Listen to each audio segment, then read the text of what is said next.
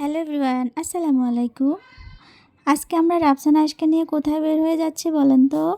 আজকে আমরা রাফসানা আয়েশকে নিয়ে একটু উত্তরা যাব, কারণ রাফসানের স্কুলের শুজ কিনতে হবে। তো রাফসানের যেহেতু জামা বানানো হয়ে গেছে, এখন রাফসানের জুতা বাকি আছে, তাই ভাবলাম আজকে যেহেতু সোমবার রাফসানের বাবা বাসায়, তাহলে এই যে আমরা রাফসানের জুতাটা কিনে নিয়ে আসি। ফাইনালি এই যে আমরা চলে আসলাম এখানে জুতার শোরুমে। তো প্রথমে ভাবলাম হচ্ছে বাটা থেকে জুতা নেব, এরপরে চিন্তা করলাম যে বাটার জুতার কালেকশনটা তত একটা ভালো লাগতেছিল না, ঘুরে আসলাম। এরপরে এই যে আমরা এখানে বেতে চলে আসলাম। এখানে এসে কি জুতা কিনবো, রাফসানা এসে দুষ্টামি করতে করতে তাদের অবস্থা খারাপ। তারা এত দৌড়াদৌড়ি করতেছিল, মানে একটা সেকেন্ডও তারা মনে হয় বসতেছিল না। যাই হোক, এর ফাঁকে দিয়ে আমি আর রাফসানের বাবা রাফসানের জুতা পছন্দ করে নিলাম।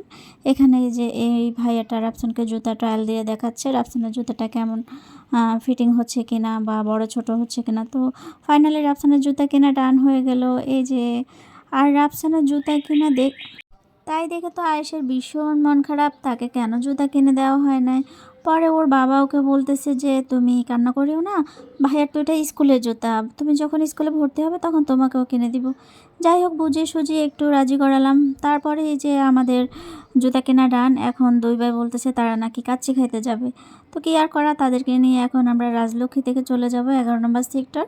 ওইখানে এই যে আমরা কাচ্চি খাইতে চলে আসলাম। এখানে রাফসানা আয়েশ কয়েকদিন থেকে বলতেছে যে বাবা চলো না, একটু সময় করে আমাদেরকে কাচ্চি খাওয়া নিয়ে আসো। এখানে এসেও দেখেন তাদের একটা মিনিট স্থির নাই, এত দুষ্টামি করে এত দুষ্টামি। এখানে খাবার দিতে দেরি হচ্ছে কেন, রাগে একবারই মাথার ক্যাপ ট্যাপ সব খুলে ফেলে দিচ্ছে যে মামি কখন আমাকে খাবার দিবে, আমি কেন বসে থাকবো এতক্ষণ। তো বলতে বলতে এই যে আমাদের খাবার চলে আসলো। কি ওর বাবা ওকে তুলে দিবে, সে হাত দিয়ে আগে নেওয়া শুরু করলো যে বাবা তুমি তাড়াতাড়ি করো, তোমার এত দেরি কেন হচ্ছে, জোরে জোরে দিতে হবে, তাড়াতাড়ি দিতে হবে, আমি কিন্তু মাংস খাবো না, আগে বলে দিলাম। যাই হোক, ফাইনালি আমরা খাওয়া দাওয়া শেষ করে চলে আসলাম আবার রাজলক্ষ্মীতে।